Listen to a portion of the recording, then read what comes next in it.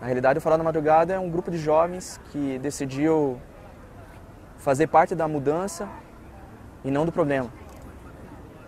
E acreditam que, através de Jesus, as pessoas podem ser melhores pessoas. Acho que essa é a definição mais clara para o Farol da Madrugada. Na realidade, a concepção dele é ir para a rua, desprovido de qualquer motivação contrária à definição do Farol da Madrugada. Ou seja, a gente sai para realmente alcançar pessoas de todas as faixas etárias, de todas as classes sociais e simplesmente falar para elas que Jesus pode transformar a vida delas. E não é porque a pessoa está na frente de uma balada ou na frente de um restaurante ou abaixo da linha da pobreza, da marginalidade, ou essa pessoa às vezes está num beco fumando crack. E a gente não faz acepção dessas pessoas, simplesmente a gente chega para cada uma delas. Claro, a gente sabe, ao longo desses 6 anos a gente adquiriu a experiência para fazer a abordagem correta para essas pessoas. E simplesmente a gente aborda essas pessoas dizendo que naquela noite a gente, como instrumento de Deus, a gente foi escolhido para levar a palavra de Deus para elas e dizer que Jesus ama muito a vida deles, independente da escolha deles, né? Porque nós temos o livre-arbítrio e eu posso escolher beber, fumar, me drogar, e aquelas pessoas acham que aquilo faz parte da vida delas. E a gente está ali simplesmente para falar que isso não é a vida que Deus preparou para elas. Então, o grupo que a gente faz evangelismo é o Risoterapia, que é um grupo de clowns dos adolescentes aqui da PIB. E a gente vai em hospitais, orfanatos, o nosso foco são as crianças. Mas a gente tenta também não se limitar só a elas. A gente está no hospital, mas a gente dá atenção para os enfermeiros, para as famílias, a gente ora com eles, conta história. Quando a gente tem alguém que está com violão, a gente canta.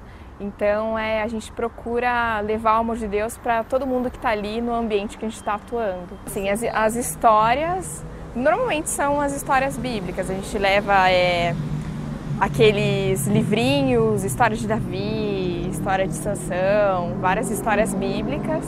E a gente faz um teatro junto com as histórias. E o teatro todo é improvisado, a gente vai contando a história e vai encenando ao mesmo tempo. Então o trabalho do clown é muito improviso, né? Porque a gente não sabe quem são as crianças que estão lá, a gente não sabe da história delas. Então a gente acaba entrando e conhecendo elas na hora. E a gente não sabe como que ela vai reagir, se ela vai ter medo do palhaço, se ela vai querer a gente lá. Então é muito na hora, assim, a gente sente como que tá o ambiente, se a gente pode entrar. A gente sempre pergunta antes de entrar, né? Porque tem algumas famílias que estão muito abaladas ou cansadas, não querem. Então, assim, lá a gente tá para servir. A gente está lá, antes de tudo, para levar alegria para elas, levar o amor de Deus, mas também para servir e qualquer coisa que elas quiserem, a gente vai fazer. Esse menino que vai nascer, se chama Jesus. Jesus nasceu! Uau! Pega, nossa! Que Jesus grande já, né? Jesus muito grande! Que bebê pesado! E esse menino vai salvar o mundo todo. O mundo inteiro. E ele é meu filho inteiro. Todo mundo. Falar do amor de Deus para as pessoas, fazer com que o mundo conheça esse amor de Deus. Claro que a gente não vai conseguir abraçar o mundo, mas um pouco que a gente consegue, a gente planta a nossa semente. Então, o objetivo é levar o nome de Jesus para aquele ambiente que a gente está atuando. Seja orando, seja simplesmente fazendo alguém rir, levando nosso amor, nosso abraço. Então, muitas vezes, a gente não chega lá e fala de Jesus como assim como fazem na igreja, por exemplo. Porque fazem apelo, fazem uma pregação. São coisas muito diferentes, são formas diferentes de evangelismo. A gente entende que o amor de Deus a gente pode demonstrar do jeito que a gente é. Como a gente está agindo lá, fazendo a visita, como a gente está falando com eles, o modo que a gente trata eles já é demonstrar o amor de Deus. Então, a gente procura levar esse carinho que Deus tem por eles através da nossa vida. a gente estava andando pela Rua 15, a Rua das Flores, né, aqui em Curitiba, que é uma rua extremamente turística, e a gente estava caminhando por essa rua e já era por volta das 2 horas da manhã e a gente cruzou um senhor, devia ter aproximadamente uns 45 anos. Ele estava carregando uma mala, porque ele sem lar, sem teto, ele estava se deslocando, ele tinha que carregar as coisas dele. E eu encontrei com ele e falei, boa noite, tudo bem com o senhor? Só a abordagem já fez com que ele parasse, porque ninguém conversa com ninguém, né? E ele parou para conversar comigo, ele foi recíproco, ele respondeu. E eu aproveitei e falei, Jesus chama muito. Eu só vim e parei o senhor para falar isso. Jesus chama muito.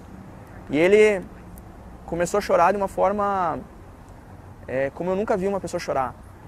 E ele começou a falar para mim que naquele dia as pessoas vieram oferecer para ele drogas, maconha, cocaína, crack, a prostituição foi oferecida para ele, mas ninguém tinha trazido uma palavra de amor, de esperança para ele como eu tinha feito. E ele começou a chorar. E eu perguntei para ele, você conhece esse Jesus que eu estou falando? Você já ouviu falar? Ele falou, já ouvi falar, mas de perto eu nunca vi. Daí eu falei para ele, algo veio à minha boca e eu falei, então esse Jesus está aqui essa noite para falar para você que ele te ama. E gostaria de saber se você quer seguir os passos dele daqui para frente. Você quer fazer parte de um milagre que se chama salvação. De fazer parte desse povo que um dia vai ser arrebanhado. E ele respondeu para mim que sim. E naquele momento eu orei por ele. E ele aceitou a Jesus como o único e salvador da vida dele. E foi uma coisa linda para todos nós. Impactou muita gente, a gente fez um louvor com ele. Aí você me pergunta onde essa pessoa está. Eu não sei onde essa pessoa está. Depois daquilo eu não vi mais essa pessoa. Ele continuou a caminhada dele, até porque a gente não tem condições de abrigar essas pessoas. E a gente sabe delimitar bem o papel da igreja, até onde a igreja deve ir, e o papel do Estado. É onde o Estado deve atuar. E eu acho que essa diferença ela tem que estar bem clara nas pessoas. Muita gente me pergunta, por que você não leva para casa, já que você ama tanto esse tipo de gente? Eu poderia levar, mas eu tenho uma família.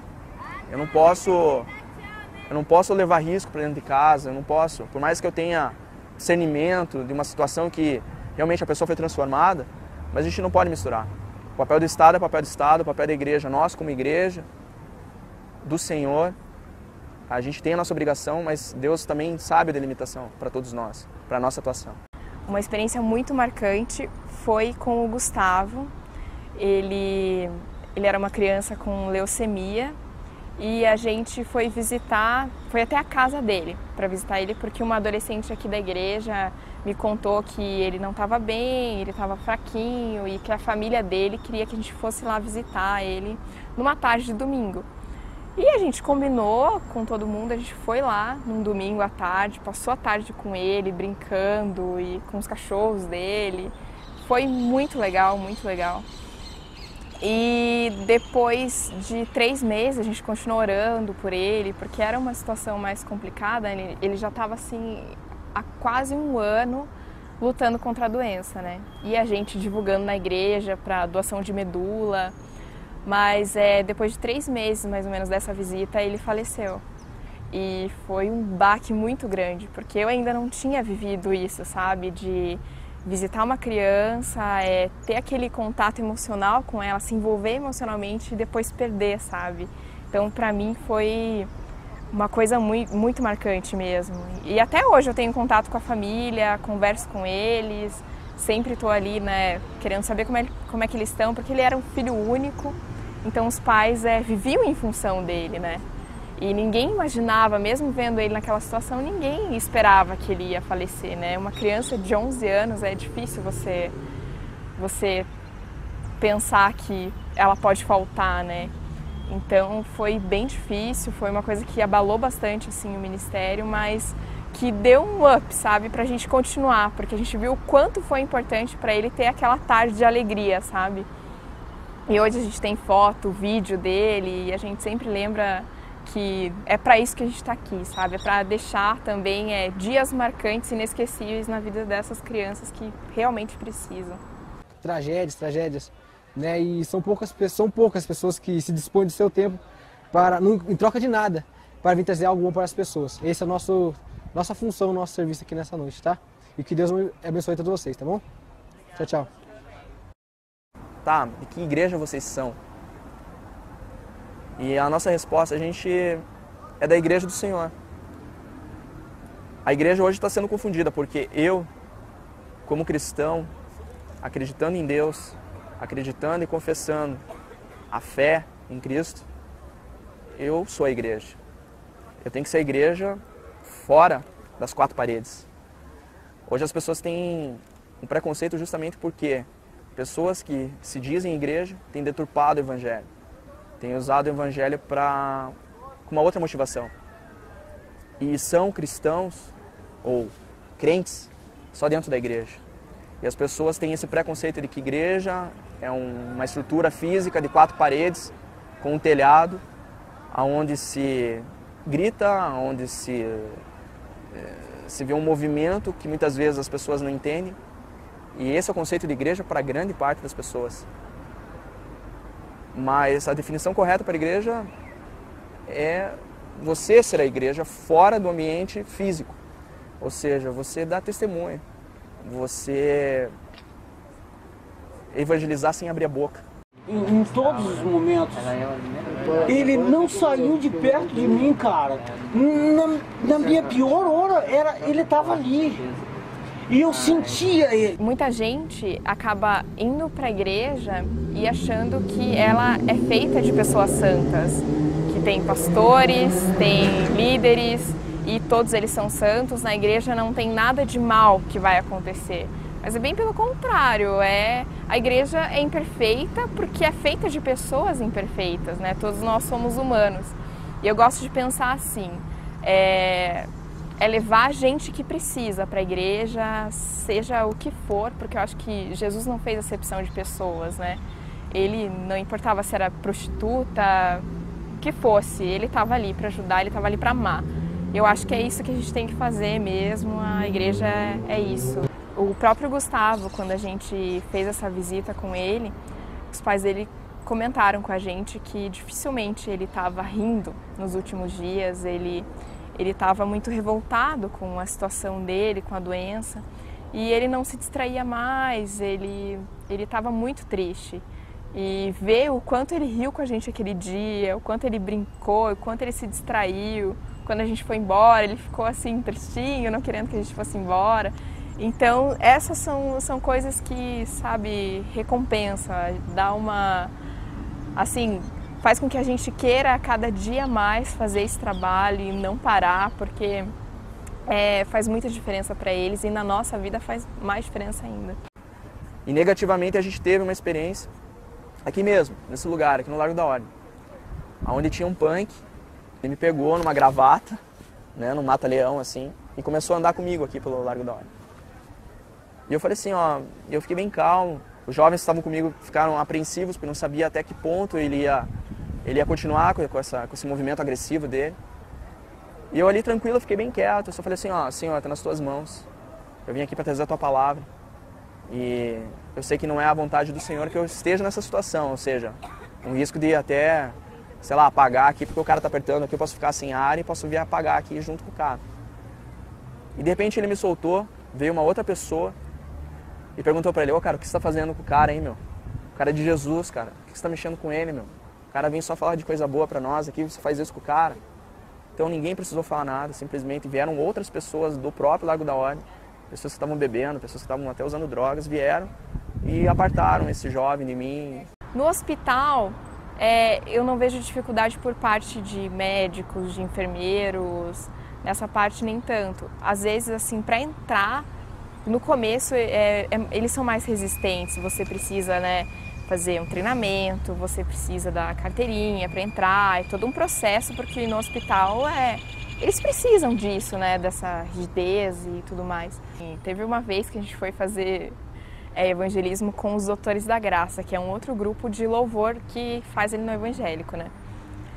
E a gente vai passando por todos os quartos do hospital inteiro, cantando e orando com eles. Aí teve um menino que ele chegou e e falou assim, começou a orar com o rapaz que estava ali e tal, e falou, mas do que você gosta? Acho que ele falou que era de futebol, alguma coisa assim. Você vai sair logo daqui e vai lá jogar futebol e tal. E ele tinha acabado de amputar a perna, ele não podia jogar. E foi meio embaraçoso, assim, porque você precisa, quando você está no hospital, você precisa prestar atenção em tudo que está acontecendo, no que eles têm, para você não dar nenhum furo, sabe? Então, principalmente nos queimados também, né? Às vezes eles estão com o corpo inteiro queimado, enfaixado, você precisa tomar cuidado com o que você leva. Ir além é também fazer o que Jesus fez, porque quando ele estava aqui na Terra, a gente não via passagens que ele ficava dentro de 4 paredes, evangelizando ali. Não era uma coisa que Jesus costumava fazer. Ele saía, ele viajava, ele caminhava a pé por muito, muito tempo, resgatando pessoas, resgatando vidas. Então, assim, é o que falta, às vezes, na igreja de hoje. É fazer o que Jesus fazia. Faça discípulos em meu nome. Eu estou fazendo simplesmente um mandamento, assim como amarás o teu próximo como a ti mesmo. Para mim é uma definição que se vincula a esse mandamento. Você levar o evangelho é você amar o próximo como a você mesmo. Eu gosto muito daquela frase também que diz que a igreja é um hospital para pecadores e não um museu para santos.